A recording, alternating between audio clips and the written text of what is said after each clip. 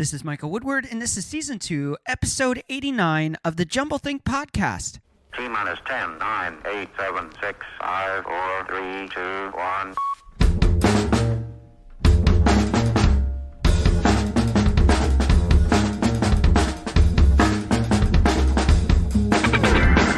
Welcome to the Jumblethink Podcast, where we interview leading entrepreneurs about their journey of turning dreams and ideas into reality. Along the way, we'll share some tips on how you can turn your own dreams and ideas into reality too. Our guest on today's episode is Kenneth Bator. More about Ken in a moment. I want to encourage you, if you haven't already, make sure you subscribe to the Jumblethink Podcast. It's super easy to do. Go to wherever you like to listen to your podcast and click that subscribe button for iTunes or Apple Podcasts, jumblethink.com/iTunes, and for Spotify, jumblethink.com/Spotify. It will take you right to the app, right where you can hit subscribe. And while you're there, make sure you leave us a rating and review. We'd love to hear what you think about our podcast.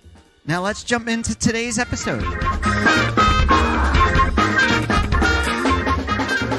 Hey there, welcome to the Jumblethink Podcast. My name is Michael Woodward. I am your host. We have an incredible episode for you today. Before we get rolling, we want to take a moment and thank our sponsors for today's episode, Floxy and OpportunityInChina.com. Here is a little bit more about our friends over at Floxy. You have a killer idea for the perfect graphic or website, but you feel stuck and overwhelmed by the cost and skills it takes to create those ideas. Maybe you lack the time you need to create them. No matter the obstacle, it's time to get that idea created. And our friends over at Floxy can help you create those killer graphics, the perfect website, or even create the copy that's used on your next ad, all at a low cost, starting at $349 per month. Their on-demand, unlimited graphic design, web, and copywriting are backed by a 7-day money-back guarantee for all new accounts. And you'll be working with a dedicated US-based project manager assigned to your account. There are no hidden fees, and billing is month to month. So check them out for your next project and for the project after that too. You can find them at floxy.com, FLOCKSY.com. Let them know that Jumblethink sent you. We want to take a moment and thank our friends over at OpportunityInChina.com. Here's a little bit more about them. At the dawn of the 19th century, forward-thinking people moved to the commercial centers of Europe. Moving into the 20th century, America welcomed millions into the land of freedom and opportunity. It is now the 21st century. Many of the successes and fortunes of our generations will be made in China. To learn how you can seize opportunity in China, follow the Opportunity in China podcast. The Opportunity in China podcast is available anywhere podcasts are streamed, or you can visit our website at OpportunityInChina.com. On the podcast today, our guest is Kenneth Bator. He's an independent business consultant and founded Bator Training and Consulting, Inc. in 2001. They offer sales training and hospitality consulting from its Naperville, Illinois location. Ken's background in baking and retail attracted a number of service-based businesses such as credit unions, restaurants, hair salons, therapists, real estate firms, communication specialists, healthcare providers, and so many more. After years of client engagement, including business strategy, brand development, integrated marketing, and sales management, it became clear that there was one common obstacle to proper implementation: the corporate culture. The B+C+S formula was born, a unique approach to management consulting with a laser focus on brand culture and strategy alignment. Ken often jokes that he wishes he could say he created the B+C+S formula simply because he was just that incredibly brilliant. The truth is the genius of this concept began when he was working his way up the corporate ladder in the 90s. Ken's need to understand eventually led him to believe that everything falls into at least one of three buckets: brand, culture, or strategy. He later understood that the B+C+S formula is an integrated solution. Let's join the conversation we had with Ken Bator. Ken, thanks so much for being on the podcast today. I know you're a busy guy. I appreciate you taking time out. How you doing today? Oh, I'm doing awesome, Mike, and so grateful to be on the show. Looking forward to it. Now, we met a couple weeks ago, sitting at the same table at New Media Summit. Some of our listeners are going to recognize that name, or if they've caught some interviews that I've been on too. New Media Summit was this great event where we met amazing entrepreneurs and other people doing really cool stuff all around the premise of podcasting, people wanting to get on podcasts, people that have podcasts. It's really cool to get to sit down and meet with a guest face to face and hear a little bit about your story. There's a lot to you. So we want to dive into this. Tell us a little bit about that story, because I was fascinated as we sat down and chatted at the table about your story and your journey into entrepreneurship. So tell us about that. Well, I'm glad you were fascinated. I probably made it sound more fascinating than it actually is. But and yeah, the New Media Summit is awesome. I always meet dozens of great people like yourself. But yeah, basically, my story behind Bator Training and Consulting, which I started in 2001. It happened, right after I got canned, to be quite blunt. Wow. Yeah, I'm sure a lot of your entrepreneur listeners can identify with that, but I was VP of Marketing and Business Development for a $4 billion financial institution in the Chicagoland area, and a new CEO came in, and I was one of the first, if not the first, to get some walking papers. But I got a nice little check and used that as seed money to start Bator Training and Consulting. And as they say, the rest is history. Wow. No, I can relate to that. Mine was a little bit different. I worked at a church. They couldn't afford to pay me anymore because of the economic downturn. Mm-hmm. So I had to go find something. I didn't have that check, so I wish I did. That would have been nice. But for you, that's still that was still a journey into the unknown, the unexpected. I'm sure new CEO comes in. It might be in the back of your mind. Things are changing. Things aren't great in the financial services industry. Maybe things are changing for you, but my guess is that you weren't expecting it to come maybe as quickly or how it did. Tell us about that experience when you first found out and you're kind of like, what do I do next? Yeah. If I said that I was completely prepared for it, I'd be lying. There was a little bit of preparation. I mean, during the time that I was VP, I had gone back to get my MBA, and somewhat of a funny story there that I'll share is, for years and years and years, parents and friends tell you, take the safe way, and, just, become an accountant or a doctor or a lawyer or something. And I had a finance degree, so I decided to go back for my MBA to get a degree in accounting. And very first class in accounting in the MBA program, I got an F on the midterm. And granted, I'm not the smartest guy in the world, that's for sure, but I'm also not a guy out that gets Fs. I've always been kind of an A-B student, so that was like a smack upside the head. And I will say, I don't remember the gentleman's name. I wish I did, because I would give him props for that, but it was the professor at DePaul University in Chicago that taught that accounting class, and I went up to him and said, well, I'm obviously not getting this. I need some help. I don't know if I'm in the right program here. And he said, that's not a class question. That's a beer question. So we're going to go out for a beer after this. Wow. And he basically said, look, you don't have the skills for this, but you have plenty of skills. He says, I'll get you through this class if you promise that you change your major, which I did, to entrepreneurship, and which I loved. I loved that program at DePaul, and in that program, I actually did a business plan, which was part of the coursework for a training and consulting company. And so when I eventually got canned, it had been percolating in the back of my mind that was something that I wanted to do. So I certainly, had some preparation, maybe a little bit more than some other folks that got canned and started completely from scratch. But I would still say, it was a shock to my system. It was a shock to my ego. And while maybe I might have been 10% or just 5% along the way, I still had a lot of work to do after I got got sent home from my executive office that day. Wow. I love that story because so often it's others who see something in us that we can't see ourselves. For you, this professor's like, hey, I don't see this in you, but I see where you could excel. And he pointed you into a path of success for you that ultimately, although slightly unexpected, it set you up to be prepared for where you were going.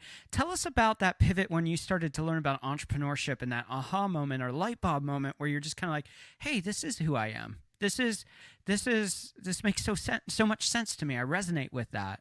How did that happen for you? Maybe through the class, or maybe it was that first teacher who said, "Hey, take a pivot, go over this way. This is the way you want to go." What was that moment like for you?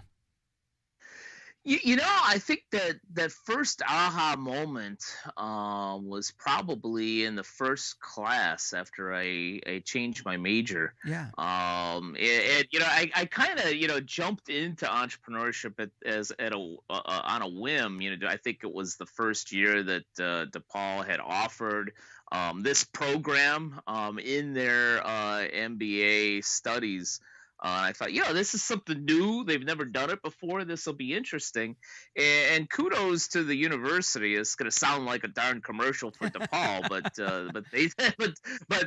they do an awesome job of bringing in teachers that are doing it or have done it or a combination thereof. They're not just reading from a book.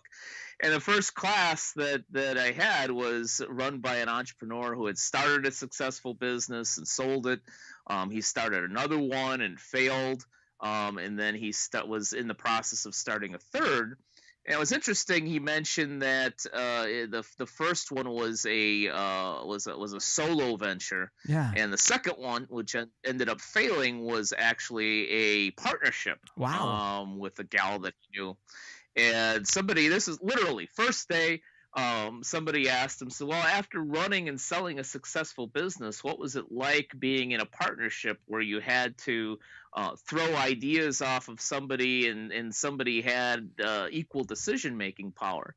And he kind of smiled and said to the whole class, it sucked. And so to answer your question, the aha was kind of like, I just appreciate the bluntness of this guy.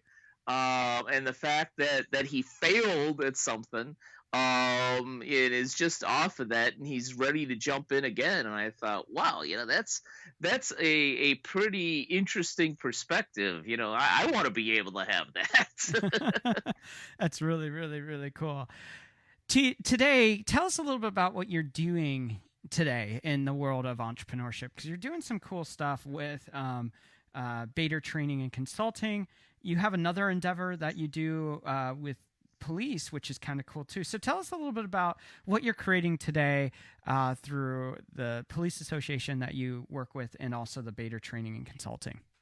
Certainly, Mike. Bator Training and Consulting is the S corp, the main business. I've been running that since 2001, and basically what we do there, me and some of my associates, is we create environments where employees actually want to come to work. Go figure. And excuse me, where employees want to come to work and customers want to keep coming back. And we do that with a system that I created called the B+C+S formula, which stands for brand, culture, and strategy alignment. In other words, what's the image we want to promote? What's the experience we need to create both for and through our employees, and how do we drive more of the right business to our business? And that's, while any business can certainly learn from that, what we target are service-based businesses. Businesses where the experience is more important than the product. Places like restaurants, banks, salons, credit unions, where you could go to a restaurant, for instance, and have, maybe average food. I mean, you can't have bad food. There's got to be some standard, but you can have average food, but this awesome experience and it'll keep you coming back. Whereas I've been to places that have some of the best food I've ever tasted, but will never go back because the service was crappy, the tables were too close together, it was too loud, and so forth. So that's what we're accomplishing in Bator Training and Consulting. Yeah, Around 2000. That's kind of cool. You're telling that story about the restaurants and what they do. This has been illuminated to me so much in the last 24 hours. I frequent a place called McDonald's from time to time with our kids because that's what they like to do. And I've been to a lot of them, and I've been to a lot with the play lands or whatever they call them. And we went to one yesterday or the day before to pick up some food after our daughter's event. And the experience that they put on, the service, the actual play center, it was done at such a different level that it made me rethink McDonald's, where I was like, before it's like, it's okay, it's fast food. And this actually was an experience that our entire family actually enjoyed. And so here you have two exact same restaurants, and yet one of them stood out as better than the other because of the experience that they gave. Sure.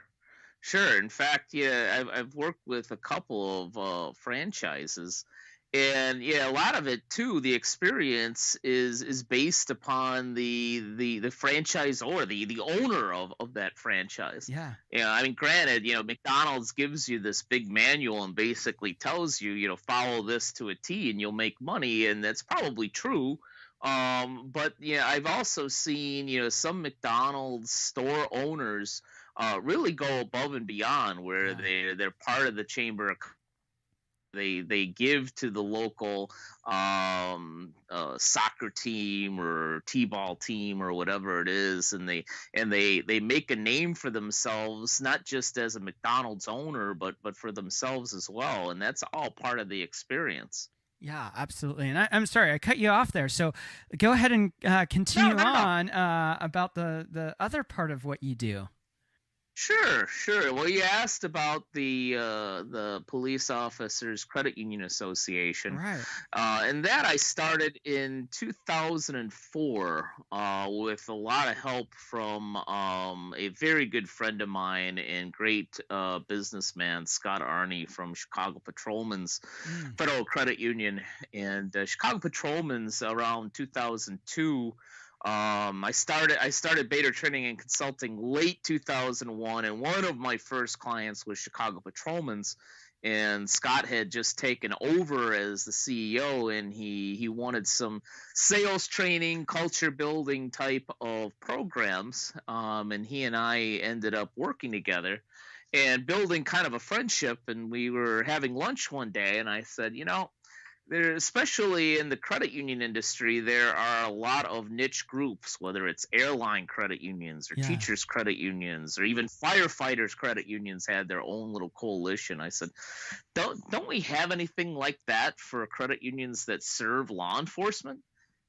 And he says, well, not to my knowledge. And we did a little bit of research, and we got back together for lunch and talked about it. And I said, well, you want to do this? And he said, sure. I said, and this is a good entrepreneurial story, in that, maybe while that one professor said that partnerships suck, they don't have to be complete partnerships. You do need some support, and this is a good example of support. I said to Scott, look, I could probably do about 80% of this. I've started stuff up before, to use a technical phrase. And I've started things from scratch.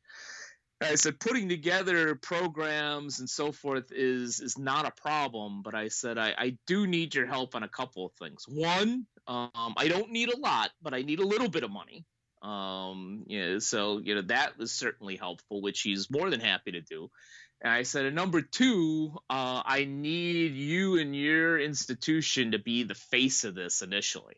To basically say, hey, we're partnering in this, because if it's just Bator Training and Consulting, especially for any organization that serves police, there's a little bit of cynicism. There's a little bit of, well, who the hell is this guy? Right. Even though I always had a lot of affinity for police officers, I was never in law enforcement.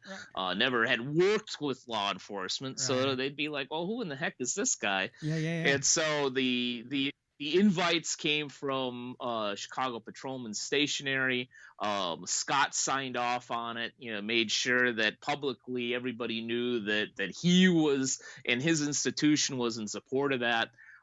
So fast forward to today, and we're still alive and well. We collaborate among institutions that serve law enforcement. It's grown to be not just the credit unions, but other organizations.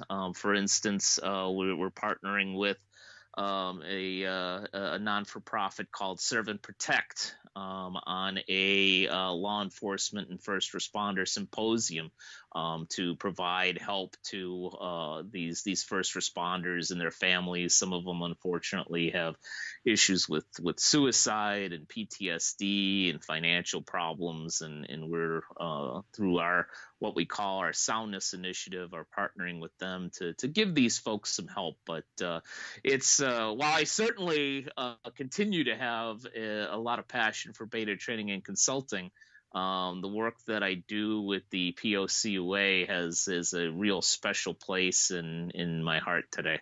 Super cool. So you're doing a lot. You're creating some cool stuff. How are you finding purpose in what you do? I find purpose every day.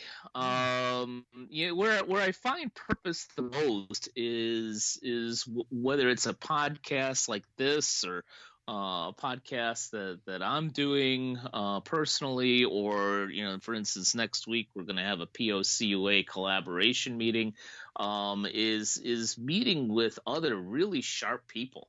I feel that I'm blessed to be able to hear about some of the great things that other people are doing, and it allows me to think, all right, I'm part of something special. Yeah. Whether it's doing strategic planning facilitation, as I did last week with an organization that serves healthcare workers, and getting them to really understand how their brand and culture and strategy are unique from anybody else, to sitting around, as you mentioned, the New Media Summit, sitting around with some really, really passionate and intelligent people. Passion is great, but you could be misguided. These people really, really know exactly that they're making a difference in the world, and that's where I find my purpose. Now you are innovating in a lot of spaces. You're challenging. You're probably constantly learning in areas too. So, what's one challenge you're currently working to overcome in your own business? Oh, that's a great question. Lately I've been delving into some research and a lot of different writing on mindset. I found that, and I've said this, I think, in one of my podcasts, Cool Culture Corner, and I think I've even written about this recently. But yeah, for years and years and years, I was always this guy that, don't give me this touchy feely, change my mind, change my attitude, and all of a sudden everything's gonna be better. Right. I'm not one of those things happen for a reason type guys. I'm originally from Chicago. I'm a cynical guy. Don't give me this kind of touchy feely crap. But over the past month or so, I've really been delving into the science and the chemistry behind rewiring your brain. Yeah. And I gotta say, while the touchy-feely part doesn't appeal to me, I do believe that your brain is an amazing tool, and we don't necessarily use it properly. So I've really been delving into, all right, how do I start my day differently? Instead of going to that dark place, that any entrepreneur, frankly, can go to, and say, oh, I'm so overwhelmed. Well, let's have some gratitude for, what? Look at all the things that I'm doing. Yeah. You know, I'm overwhelmed because there's so many opportunities. So let's pick one, and not dwell on the fact that I'm overwhelmed. Let's pick one and really dive into it for the next hour. One very very quick story that I actually shared that'll air later this week on one of my pieces of content is that I had a real problem. It was actually involving the POCUA. We're trying to get the soundness initiative off the ground, and we've hit a number of obstacles. And I thought, all right, well, what in the heck am I going to do with this? Should I throw money at the problem and hope that it actually works? I've done that before, and it usually doesn't work out well. Do I just scrap it all together? And in this work on mindset, I thought to myself, you know what? I'm going to give my brain the problem. I'm going to say, all right, you're supposed to be this problem-solving tool. This is the issue. Right. Come up with some solutions. And I went to sleep. And I'll tell you, I woke up at about 2:30, 3 o'clock in the morning. And instead of usually what I do when waking up in the middle of the night, which is being stressed and worried about all the things that aren't getting done, Yeah.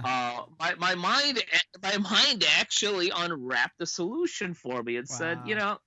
you've made, even though you haven't gotten this initiative off the ground the way that you'd like, you've made about a dozen really good connections with people that are doing some amazing things that are similar to what you want to do. Yeah. Instead of pounding your head up against the wall, what if you got all of these people together on a conference call or Zoom, or better yet, for a lunch in some particular place in the United States, and say, hey, this is what I'm trying to accomplish. I see you're doing something similar. How can we collaborate and do this together? Yeah.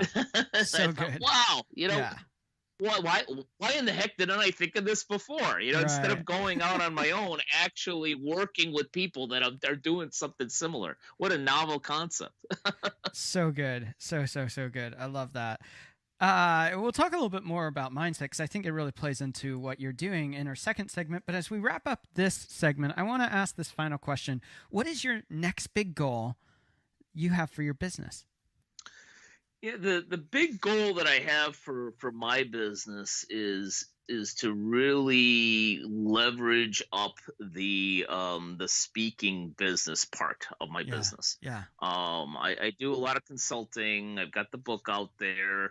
I do have, well, not a millionaire by any stretch of the imagination. I have a number of different sources of cash flow, which is great, and I'm blessed for that. But one area of cash flow which has been really thin is paid speaking gigs. Okay. And that is the number one goal that I'm focused on right now.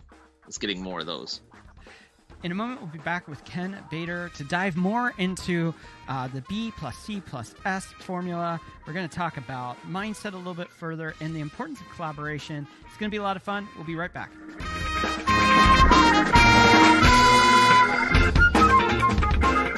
We want to take a moment to thank our friends over at Floxy for sponsoring today's episode. Here's a little bit more about them. Floxy is your unlimited graphic design, web development, and copywriting team. It's time to stop thinking about those ideas, the next killer graphic, the next perfect website, the perfect copy for your ads, and start getting them created. Their plans start at $349 a month, no hidden fees, month-to-month billing, and you can cancel at any time. So for all of your web development, copywriting, and graphic designs, make sure you check out Floxy at floxy.com. That's FLOCKSY.com. Now let's continue the conversation with Ken Bator. We are back with Ken Bator to go deeper into the conversation. Before we do that, how can people find and connect with you? Yeah, the best place is to simply go to my website, which is simply www.btcinc.net. Again, that's btcinc.net. You can certainly find me on Facebook and LinkedIn and Twitter and YouTube and a lot of other places, but everything is kind of in one bucket to find me on that website. Super, super cool. We'll have all of those links in the episode notes, so they're super easy for anyone listening to check those out too, and I encourage you to do it. All right, so you mentioned it in our first segment. We got to go deeper on this though, because it's kind of your heartbeat, and it's an important message. That is the B plus C plus S formula. Tell us about that. Sure. I kind of began to come up with that idea in that entrepreneurship program that I talked about in the mid to late 90s. At the time I was still VP of business development and marketing. And I tried to grab as much information and knowledge as I could, even after the MBA program. And I found myself, running to a seminar on empowerment, and then picking up a book on re-engineering, and then, grabbing, something else about, flow charting or employee engagement or, management, leadership, Right. whatever it is. And I remember thinking to myself, all this stuff is good information, whether I pick up one tip from a 4-day seminar or 27 tips from a great book. But the question that always ran around in my mind is how do I put all this stuff together? For instance, what if I wanted to re-engineer and empower at the same time? Couldn't I do that? Yeah. Couldn't there be some kind of connection? And that's slowly when the B plus C plus S formula started getting formulated in my brain. And then when I started Bator Training and Consulting, the original purpose of that was doing sales and marketing training, which kind of morphed into branding because people needed to be able to understand how to put that all together. And branding is kind of that umbrella. And then it morphed, which is kind of an interesting story, also into providing strategic planning. And at the time, I wrote for a couple of trade publications. And around like 2003, I believe it was, a large organization in the New England area, CEO gave me a call and said, I've been reading your articles and I have a couple questions. And I said, well, certainly, I'm here for you. And he asked me, and I gave him my perspective, and he says, all right, we want you to facilitate our strategic planning retreat, which is coming up in 3.5 weeks. You'll need to be available at some point next week to be on a call with me and the board of directors. So, as long as that's okay with you, send me your contract, send me your pricing, and we'll get this done. I said, well, terrific, sir. I'm looking forward to working with you and your team. And I hung up the phone and I go, how in the hell do I do strategic planning? But fortunately, I had been involved in it on the executive side for a number of years and found that the curriculum that I used for branding could easily be tailored to a strategic planning facilitation. So I had the B and the S there, and I found, quite jokingly but true, as I continue to do that when all you had was brand and strategy, that it was just BS, that the culture unless they would come along and you had employees that actually were involved in the process and were actually going to implement this grand strategy that you have and provide a brand experience, you were in trouble. So I began incorporating the different culture building aspects into the training and speaking and consulting I did, and it kind of dawned on me that's the way to put everything together. B plus C plus S, where you could actually, from a strategic standpoint, do re-engineering, for instance, to use my original example, that could be your goal. And from a culture standpoint, do so in a collaborative way where you're empowering your employees not to just be engaged, but to be a part of the process, and therefore create a better branded experience for your employees first, and for all those clients, customers, and members that you serve. So that's where the B plus C plus S formula kind of came about. Love that. Really, really cool. All right, so let's talk about this process a little bit. I'm a business owner. I'm an entrepreneur, let's say, and I come in and I go, okay, that sounds great, B, branding, C, culture or collaboration, S, strategy. I'm not quite sure how do I apply that to my business. Tell us a little bit about the process of utilizing this as a tool to make our business more successful. Absolutely. Well, there's usually one of two ways. The way that I would prefer a business owner Okay. to start, and it's actually a service that I offer. It's called a B+C+S audit, which is in essence a brand audit. A lot of ad firms and PR firms will do some type of brand audit, but it's kind of a brand audit on. Is that like when you say brand audit? Is that like understanding brand archetype, messaging, your brand identity, your logo, your color scheme? What does that look like when you say branding in that case? What are you specifically talking about? Great question. I'm looking more at brand identity rather than just as important as the logo and the look and the feel is or are, I should say. I want to first look at what's underneath it. What is that brand identity? What makes you so special? Before we even get into that, so the B+C+S audit, in essence, digs under the surface. It's a number of questions that digs into, what are the goals, what are the vision, what is the foundation, what do your people say about you, both internally and externally, and it takes you down a road in your mind of, all right, I never really thought of that. I never really considered, for instance, that we stand for being a family type of environment, but for instance, everybody on Yelp and everybody that I talk to says, well, it's really not a family environment. This happens. Your bathrooms are dirty. Your service isn't that great.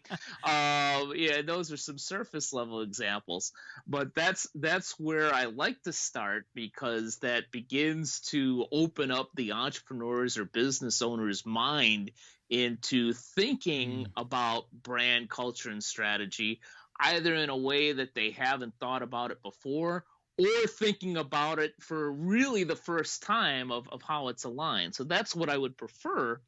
What I find many times is that, which also works out well for me, is a business owner or an executive will pinpoint a problem.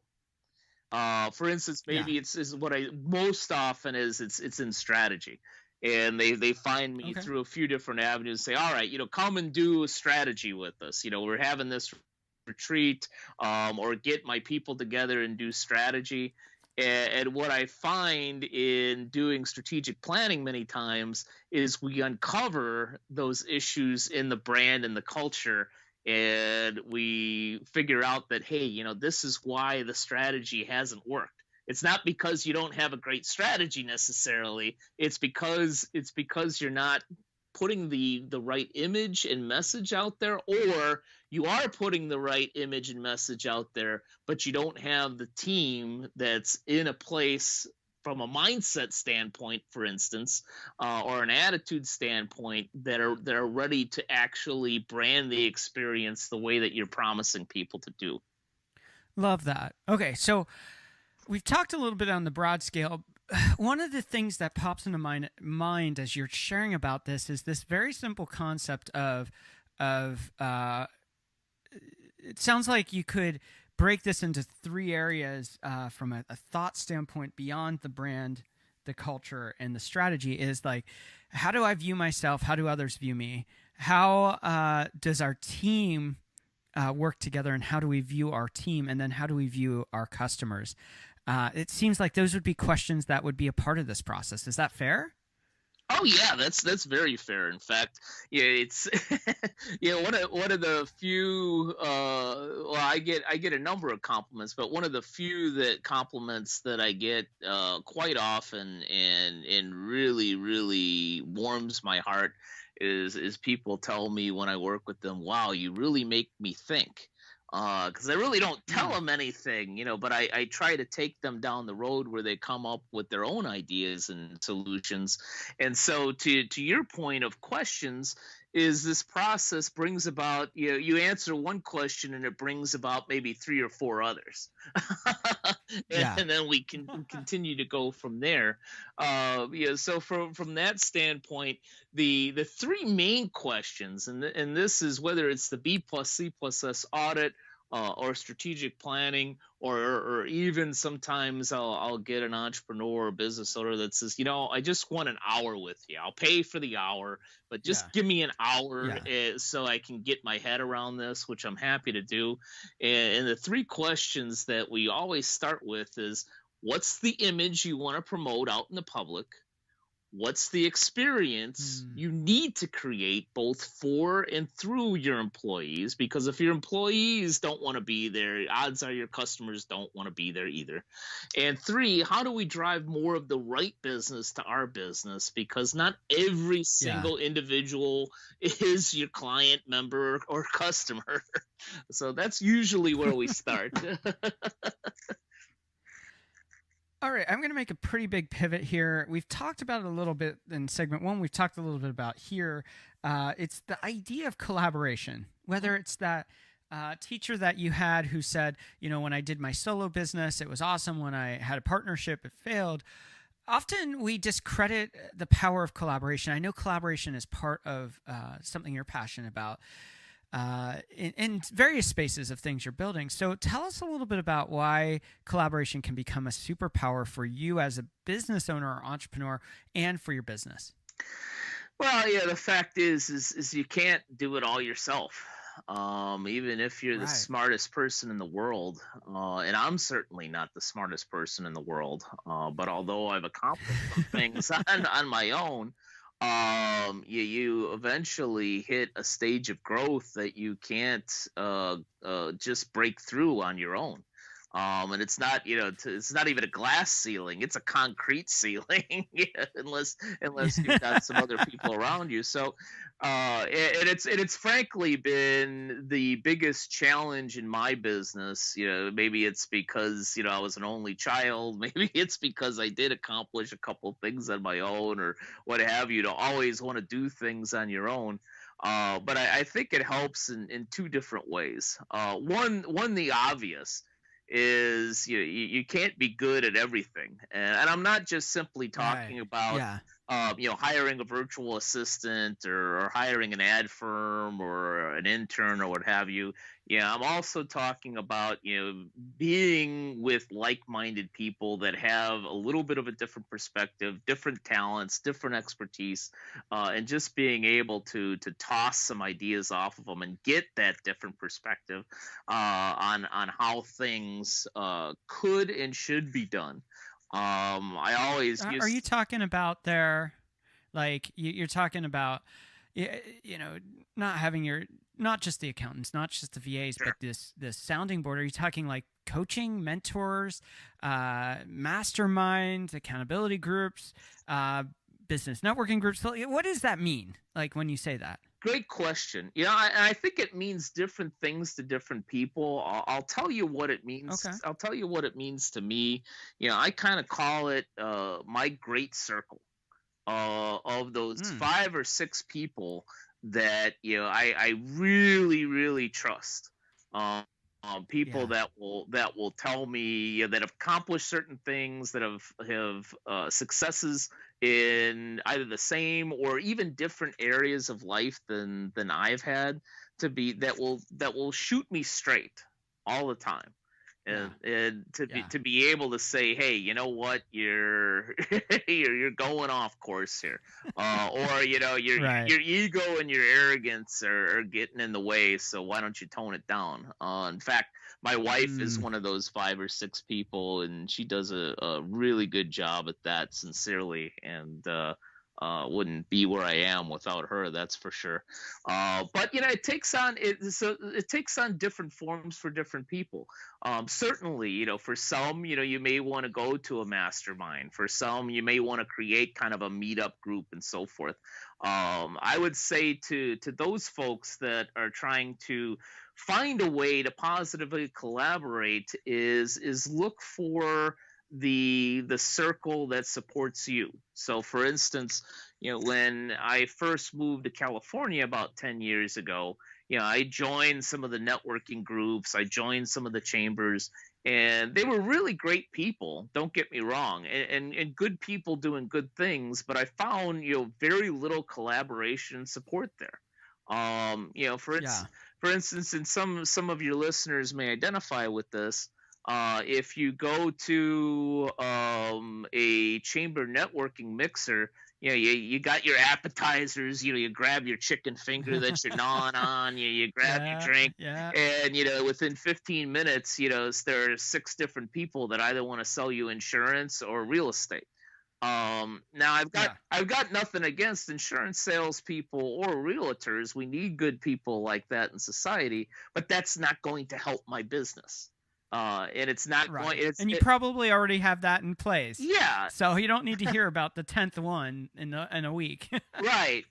So going back to collaboration and what I call my great circle is, don't try to arbitrarily grab it through chambers and networking.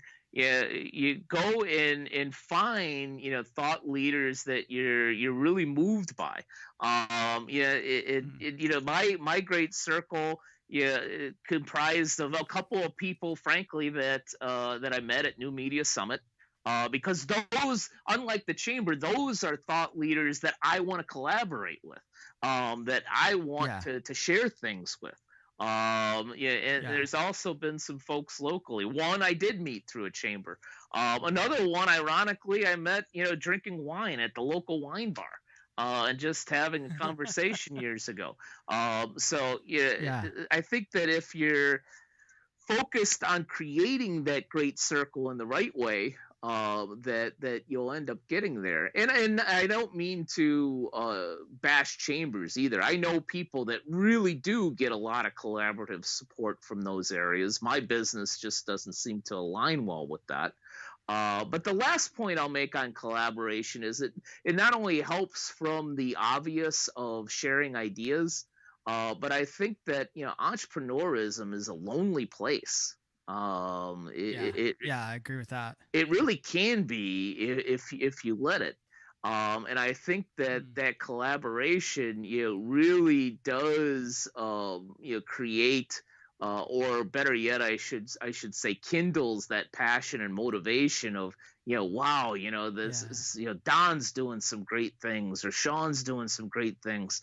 I can do that too. Let's just put my mind to it, and also use their help on getting some ideas and some guidance. But it does more than just sharing ideas. I think if you do it properly, your great circle really stokes that fire within you. Now, remind everyone listening how they can find and connect with you. Certainly. Best place is our website, which is simply www.btcinc.net. Perfect. We'll have that link in the episode notes. In a moment, we'll be back with Ken Bator to go into our rapid fire questions. We want to take a moment to thank our friends over at opportunityinchina.com for sponsoring today's episode. Have you been looking for a way to change your career or social prospects? Do you see the world around you changing and haven't quite figured out what path to take? Well, you are not alone in seeking opportunity. Visit opportunityinchina.com for access to scholarships to attend university in China. Or if you have a bachelor's degree already, Opportunity in China provides access to jobs in the educational sector all across China. Working in China is not only often well paid, but it will place you among 1/5 of the world's population, boosting your social network, bringing you more deeply into the story of globalization, and opening doors you never knew existed. So seize your opportunity now. Visit their website for more information at opportunityinchina.com. By the way, they have a great podcast. Simply search for Opportunity in China podcast wherever you listen to your podcasts. Now let's return to our conversation with Ken Bator. We are back with Ken Bator. Are you ready for rapid fire questions, Ken? I'm ready. Rapid me. Okay. All right. First question is, what is one tip you would give someone with a big idea or dream and they don't know where to start? Well, just start somewhere. Like in podcasting, they say episode 1 is better than episode none. Sometimes you just gotta jump in. The big tip that I always give people that are starting a business is, frankly, create service standards. Even if you're just an army of one at first, that in and of itself will get you started in the right direction. What is one change you'd like to see in the world? And the divisiveness already. Yeah, so good. It's ridiculous. It's I can't even turn on the television without one group hating on another group, and it's like, really, can't we find a way to stop this? Love that for sure. All right. So, what do you want your legacy to be? That's a tough question, but this is rapid fire. I would say my legacy, if I can pinpoint that, would be a great husband, a great friend, and a great entrepreneur. Very, very cool. Where do you find inspiration? A lot of places, but I would say lately it's been in the Bible. It grounds me, and really gets me back into the focus that I need. What is one book you think every dreamer or entrepreneur should read, and why? Well, except for the Bible, of course. I just mentioned the Bible. I agree with that one. That's a great place to start if you haven't. But other than that, my favorite business book is Good to Great, and the reason behind it, other than the massive research that was done in order to produce that book, is I love the discussion in there of embracing the brutal facts. And as an entrepreneur, if you get into the habit of embracing the brutal facts, even when it's not comfortable, that's going to steer you in the right direction. For you, how do you define success? I would say that it is the connections. I know that the money is certainly an important part of being an entrepreneur. But I've said this to my wife a number of times, even when things have been tough, and saying, maybe, cash flow isn't where I want it to be, but look at all these great people that I'm working with right now, and I know that's going to turn into cash flow. What is one habit you find helpful in your life as an entrepreneur? The best habit that I've created is to get on a schedule for email, frankly. Because I literally for an hour or two a day, I turn off my phone, I close the email link on my computer. Not that I'm trying to stay away from my great clients and contacts, but you'd be surprised how many of those pings just throw you off track. Yeah, keeping that hyper focus, super helpful. How do you start and finish your day? Yeah, I start my day usually with, even though I'm not a highly religious person, but reading something spiritual, whether it's something from Jesus Calling or the Bible, or a quote online that's related to the Lord. It just helps my mind begin the day properly. And in the right mindset. And how I finish my day, almost always when I'm home, is with my wife watching Frasier. We just kind of I love Frasier. Yeah, we just sit there, even though we've seen the darn episodes over and over. We sit there, watch it, and we laugh, and then we fall asleep. And it's just kind of a great way to finish the day with some laughter. I love that. It's sometimes I'll just toss it on while I'm working. I'm not paying attention to it, but I'll be like, oh yeah, I remember that. I love it. Frasier is such a great show. It is. If you weren't doing what you're doing today, what do you think you'd be doing? I'd probably be teaching someplace. My dad was a Okay. successful high school teacher for many, many years, and I still teach through my training and consulting. But I think if I wasn't doing this, I'd probably either be teaching high school or be a professor at a university somewhere. What is one dream you're still wanting to fulfill in your own life? I want to be one of those guys. And what I mean by those guys, a John Maxwell, a Tony Robbins, Oh, okay. Yeah. a Stephen Covey, one of those guys where people say, yeah, you know what, he's imparted some knowledge. I like hearing and reading what he has to say, and most importantly, it's helped me in my business or my life. Very, very cool. As we wrap up today's episode, we always like to leave our guests have a final thought. So what's your final thought for us today? Yeah, the final thought, and I think it's been kind of the theme of this show a little bit, is collaborate and make those connections. One of the biggest mistakes I've made as an entrepreneur, and especially as a consultant, is for many, many years I thought being a great consultant was like being a great mechanic. Your car breaks down, you just go and fix it yourself. If your business breaks down, just go and fix it yourself. And I found, over the last 3 to 4 years that is a really ignorant way of looking at things, and that the right that the right analogy is, you may be a really skilled, maybe even a superb brain surgeon, but working on your own brain, if you've got a tumor, is probably a pretty dumb idea. So Yeah. So if I've been blessed with making a lot of great connections that are helping me in my business and seeing things that frankly I would have never seen without them. Very, very cool. Ken, it has been so fun to have you on the podcast. Thanks for taking time out and being with us today. Oh, it's a pleasure, Mike. Thank you so much for having me. We want to thank Ken Bator for taking time out and being on the podcast. Make sure you check out what he's doing. You can find the links in the episode notes. We also want to thank our sponsors for today's episode, Floxy and OpportunityInChina.com. You can find links to them in the episode notes. I think you're going to love what they're doing. Make sure you connect up with them.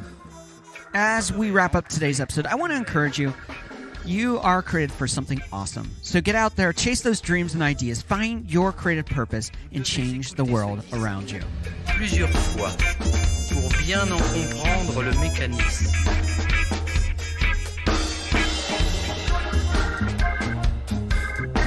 Pourtant, il n'est qu'un commencement. Nous avons voulu en faire connaître la force.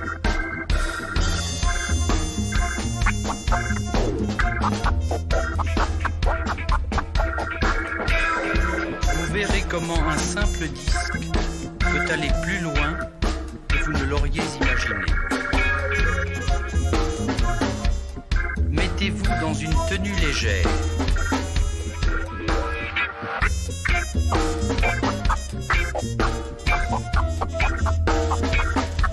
Ôtez tout ce qui peut vous gêner ou tirer votre attention. Cherchez la meilleure position. Les bras et les jambes légèrement espacés.